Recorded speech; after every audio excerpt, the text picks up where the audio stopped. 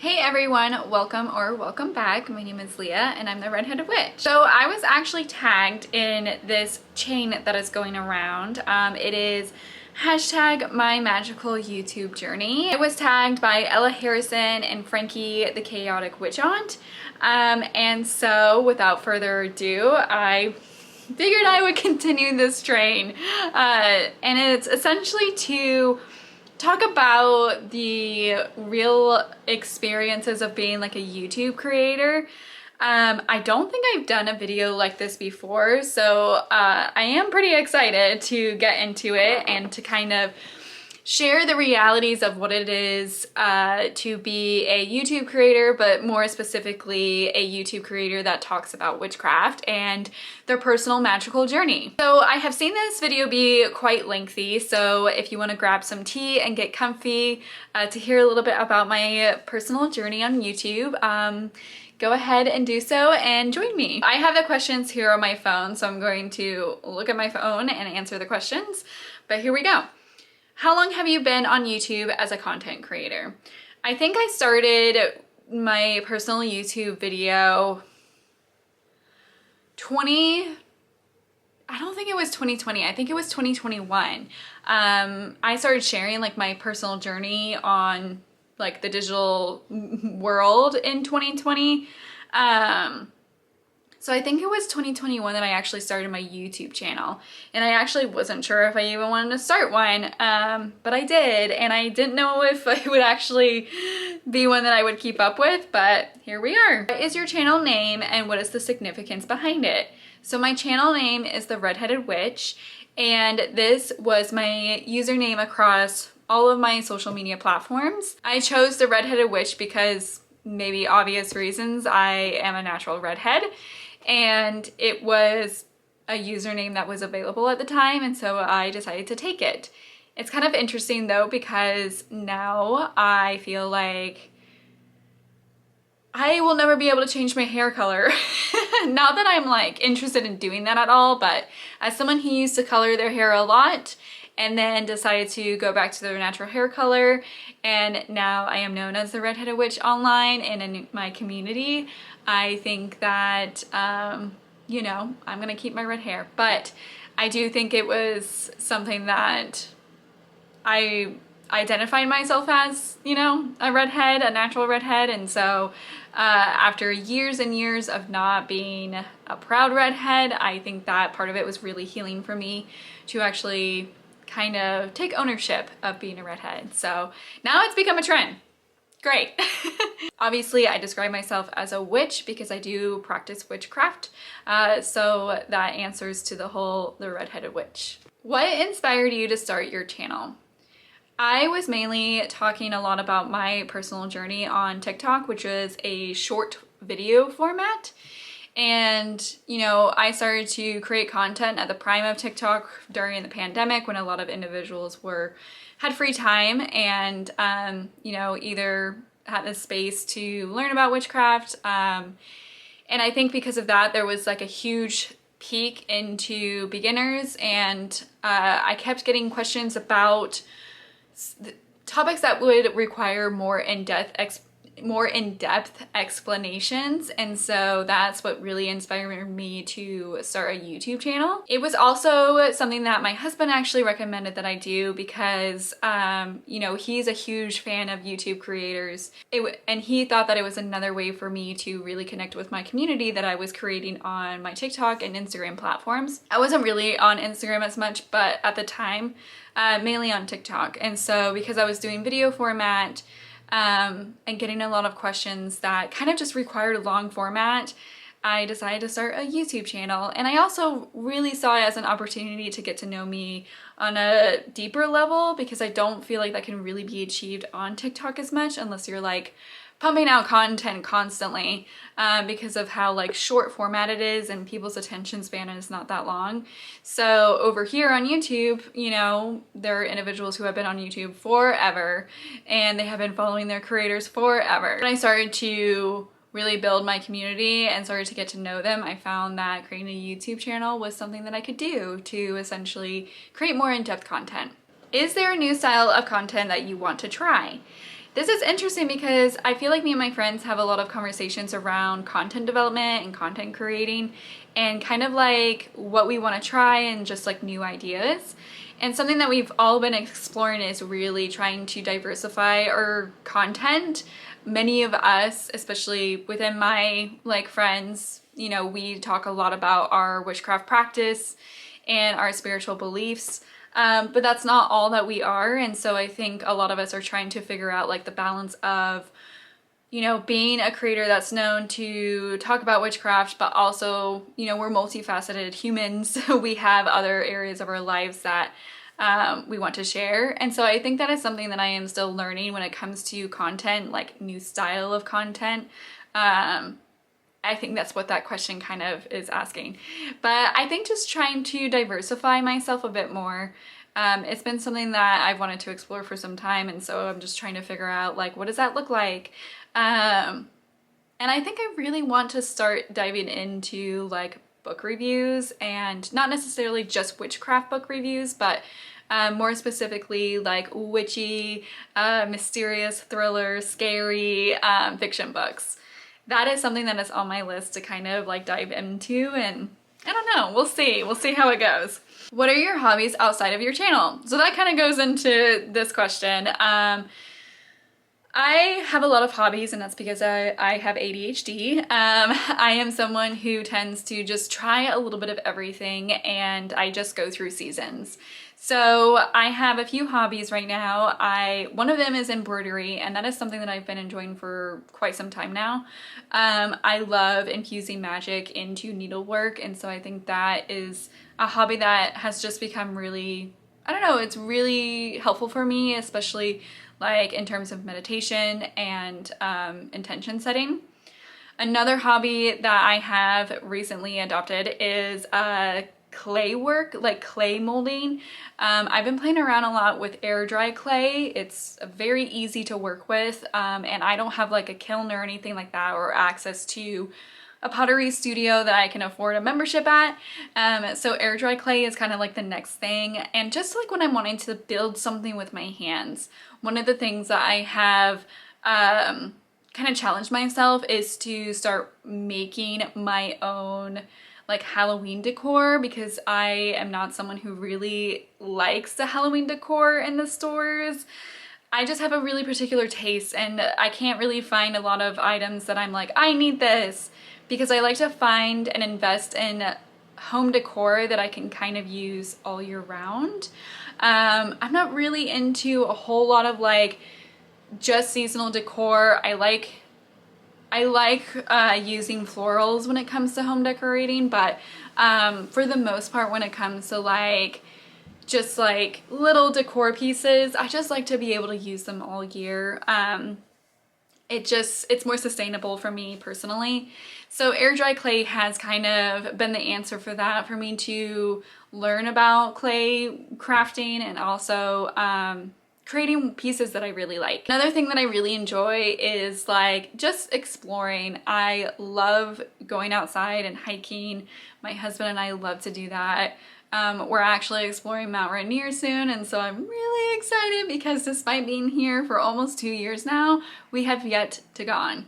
And we just love to go, and we both love photography and taking pictures, and so yeah, those are some hobbies that I have with my partner. Just a lot of fun. How do you plan out your content? I don't. I really do listen to myself and kind of create content when I'm feeling inspiration, and that prevents me from any sort of burnout. And so far, it has worked. I do wish I was a little bit more consistent. Again, that is a topic that me and my friends have had so many times. Some of us are more consistent and just like planning accordingly. Like some of us are so talented in that. But I just haven't quite figured out a rhythm, and that's because life has been just full of a lot of changes, and my routines have changed a lot over the months, and I feel like they're gonna keep changing, so I don't really like to put a lot of pressure on myself. What are the tools of your trade? I'm assuming this is, the way that Ella answered this was like the tools that you use for like content creating. So I use a Sony I'm looking at it right now, trying to figure out which one it is. It is, hold on, I gotta pull it up. It is Sony, I think it's Z1. Okay, yeah, wait. So I use the Sony ZV-1 20.1 megapixel digital camera. That is what I use to film on. I don't use anything else. I do have like another microphone, but this camera does come with one that I honestly feel like it's fine to use. My husband has one that I'll use occasionally, but most of the time he is using it, so I don't really use it as often. I don't use my phone anymore. I used to, but I had a lot of issues with like transferring things over, so that's when I made the investment to get a vlogging camera, and honestly, I love it. As a content creator, do you experience burnout? If so, what does that look like for you, and how do you recover? So I think one of the things that has really prevented burnout was, again, creating content when I am feeling the spark of inspiration. I'm not a full-time content creator. I don't have the time for that. And I also have found that when I create content from a space of inspiration and just like feeling the creativity, I protect myself from burnout. I used to experience burnout a lot when I had a lot of pressure that I put on myself of creating something every single day, especially if it was new content every single day. A lot of the times there are topics that I have already talked about before that I can like add on to or explain more in depth that I have a lot of inspiration off of. So I try to reference back to like old pieces of content and like look at any questions that my community had asked me that I didn't address and try to kind of revisit that. I think that is one of the ways that has really helped me prevent burnout, and like trying to think of something new every single time. If I do experience burnout, I kind of just like relieve the anxiety and stress of it by listening to my body and taking a break. I also think that minimizing consumption of content too is really helpful. I think for me personally, if I am continuously consuming other people's content, I myself start to feel like that external pressure of like, oh my gosh, I need to do better. I need to be more consistent. Why am I doing more? And so I think when I kind of like silence that and really allocate my time and energy to things that I really enjoy and like actually fills me with inspiration, burnout is like very minimal for me. Which video are you most proud of and why? This is so interesting because I don't really look back at a lot of my videos except for like inspiration of like what to talk about next. I think one that I'm obviously going to be proud of is the one talking about my book, because that is something that is fresh and it's something that I am really learning to take ownership over and to be proud of the work that I have put out there. So that is one I am proud of. I'm also just like really proud of the Full Craft Fables series. That is something that is still on my mind to continue, especially like when I kind of get into this new routine of my schedule.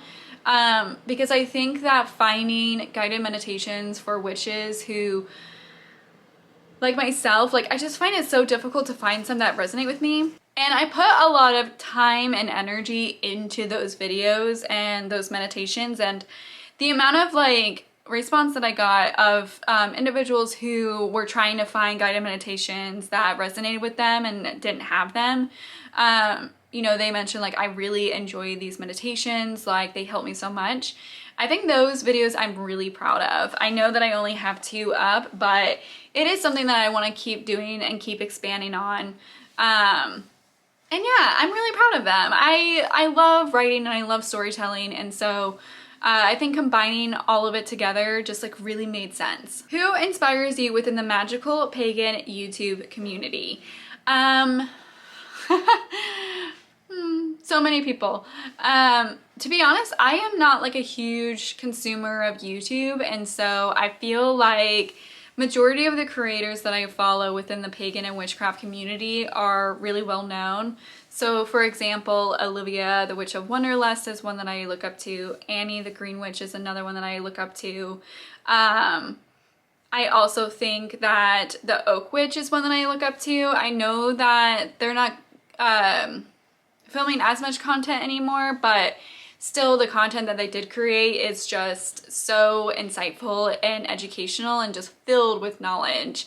And so I always find their content to be super just helpful and amazing. Obviously, I'm going to mention my friends, Hannah Hawthorne, Simply Witched, and Ella Harrison. Both of their contents are just, both of their channels are just amazing. And I think just like as practitioners and teachers in the community and just like individuals and friends, like they're always going to be an inspiration to me. Are there any channels that you would recommend? So you can find the channels that I recommend like on my channel. There's like a channels recommended section.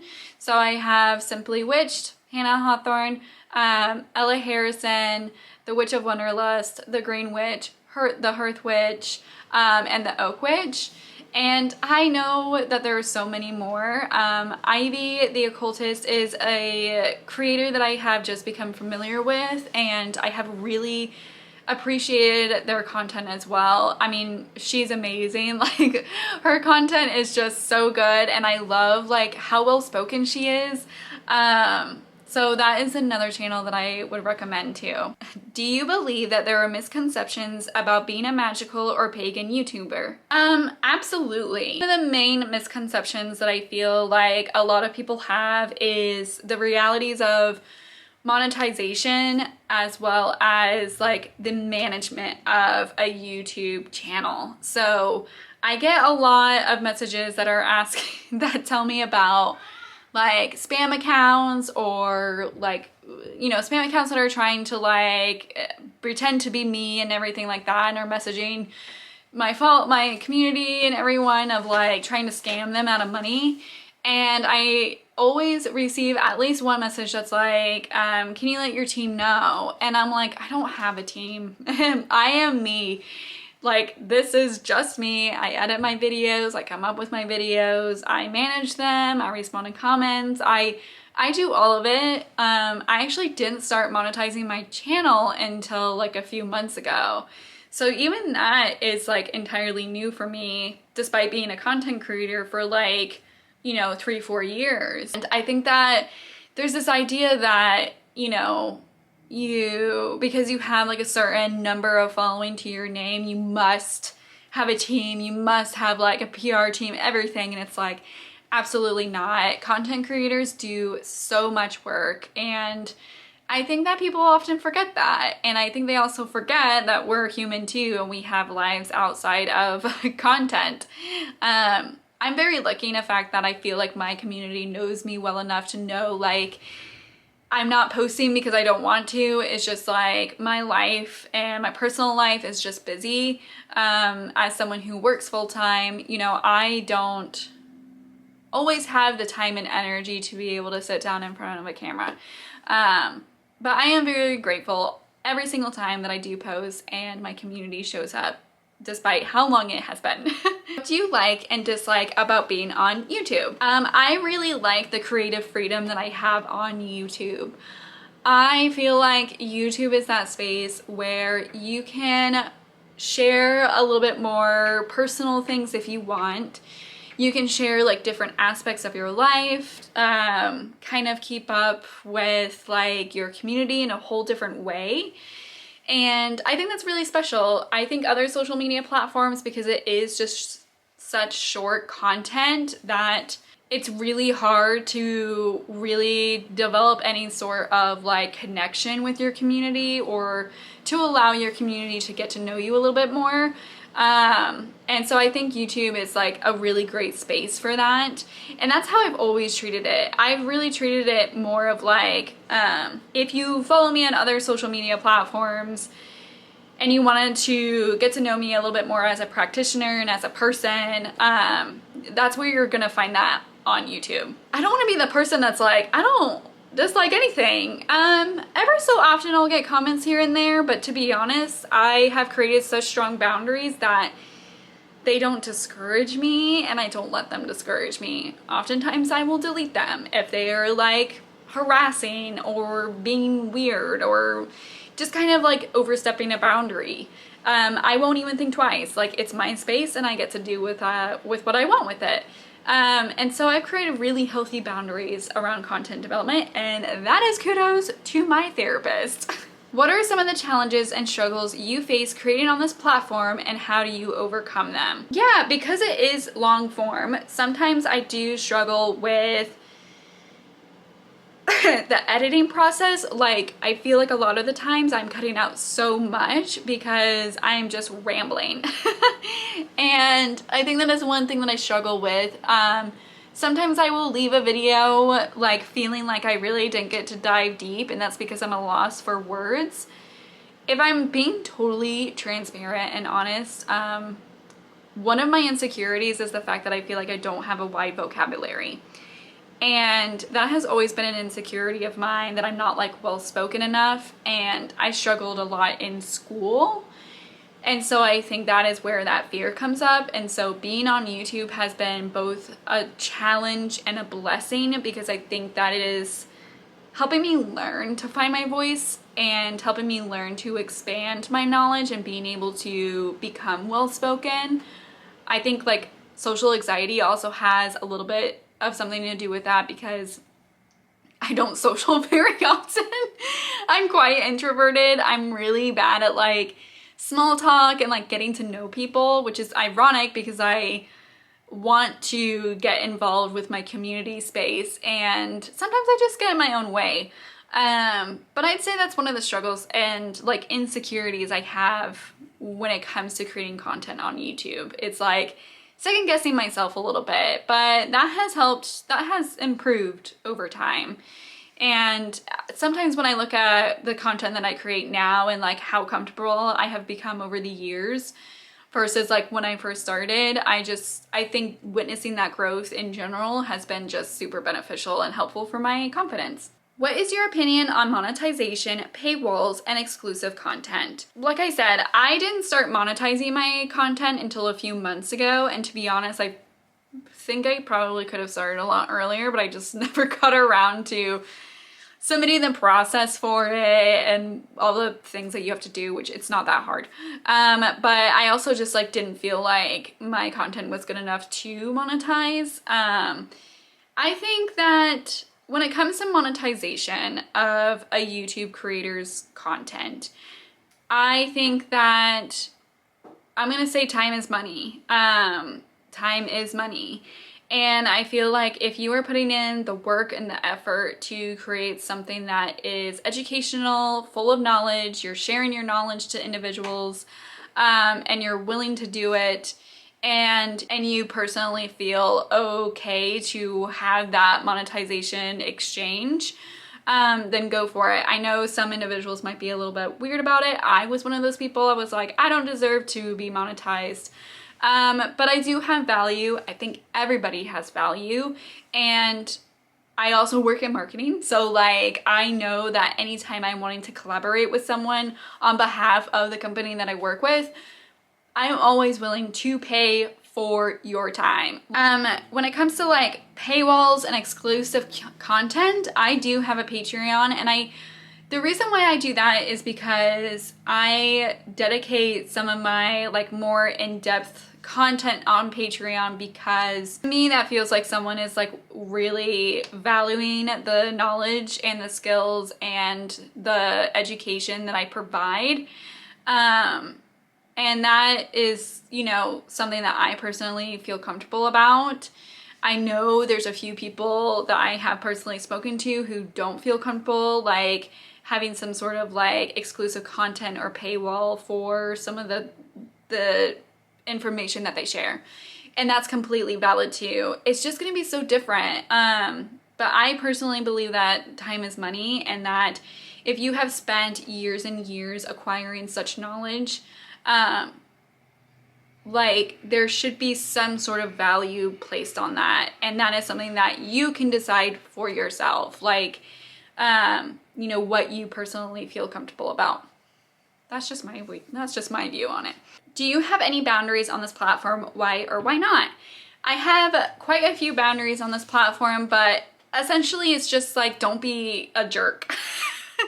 Like if I see you leaving comments on my videos that are just absolutely inappropriate or just like condescending or just shaming of any sort, or abusive or threatening, I absolutely have a no tolerance policy. I will remove it. And I've never really had to do that before. I've only had to do that maybe twice.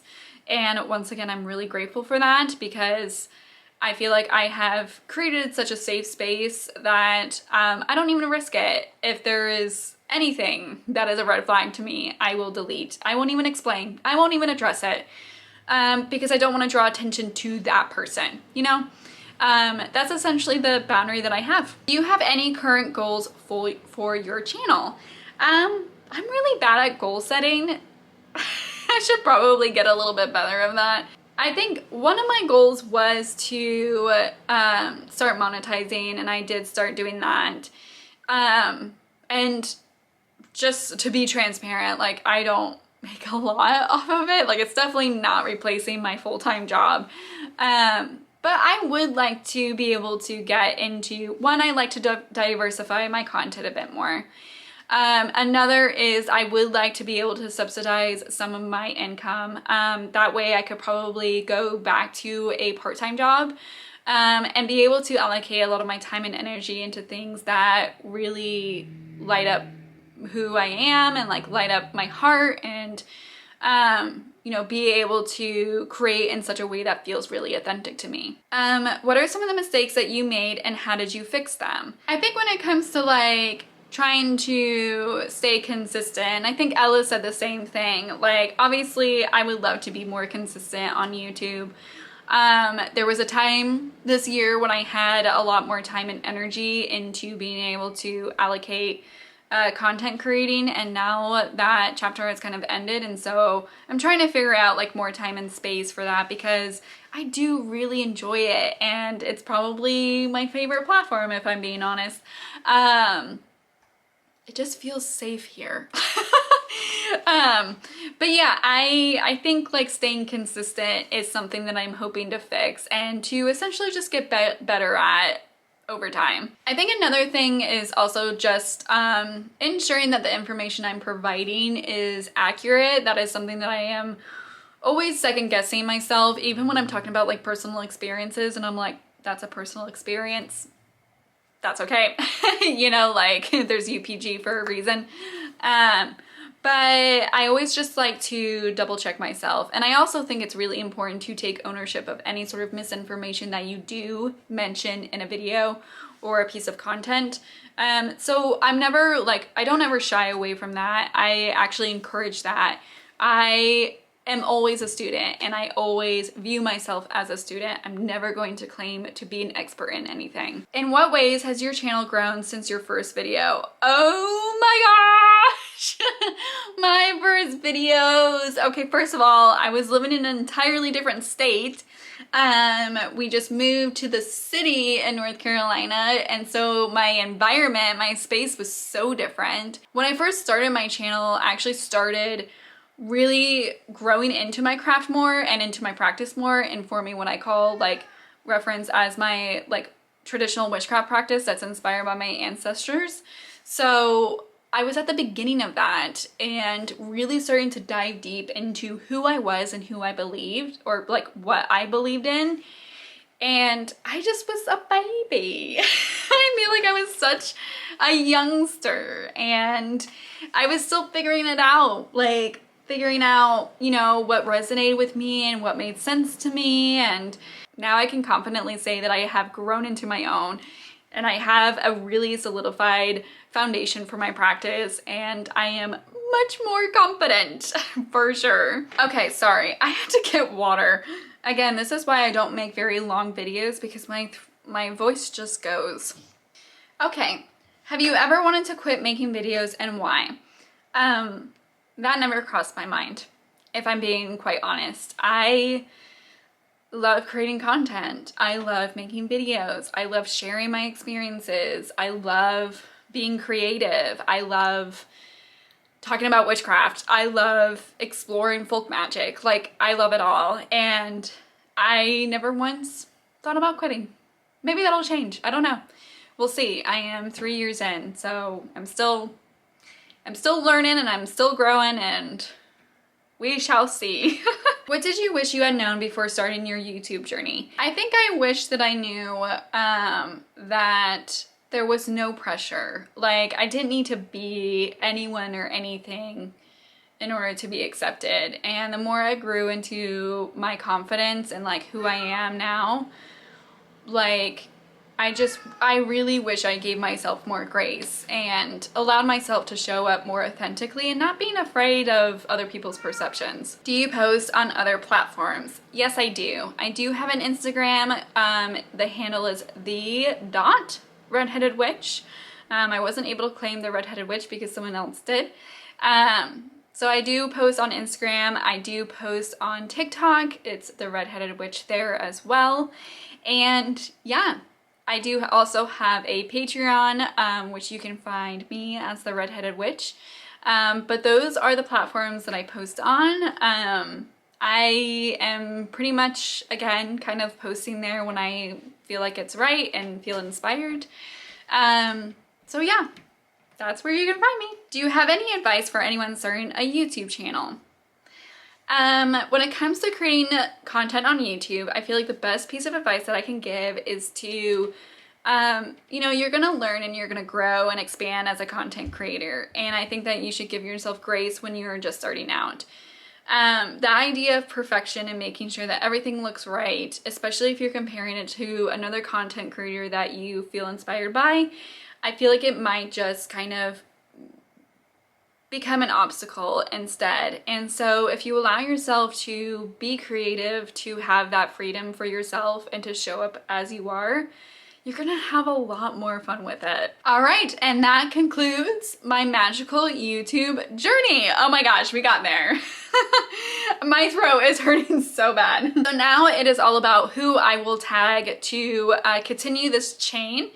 And I'm going to tag my friend Hannah Simply Witched. I am also going to tag the Oak Witch, and I am also going to tag Annie the Green Witch. I believe those are creators as of today and as I am making this that I have not seen do. So if you're interested in joining this chain, that is who I tag. Guys, thank you all so much for joining me. I know that this is like the longest video that I've ever recorded and probably will be. And my voice started to go, but I do appreciate you bearing with me and being here for the journey. As always, thank you so much, and I will see you in the next video.